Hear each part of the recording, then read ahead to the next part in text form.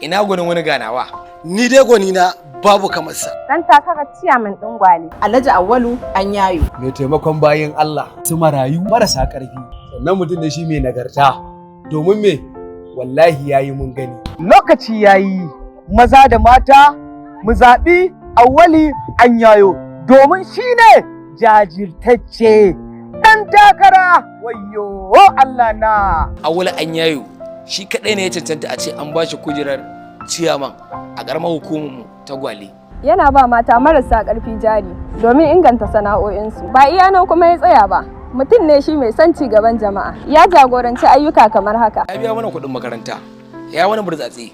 Ya tsaftace muhallinmu tare da samarwa unguwanninmu fitiloli na sola. Sannan ya gyara mana kutoci. Shi yasa ake kiran shi jatartacce kaci dubu sai ceto.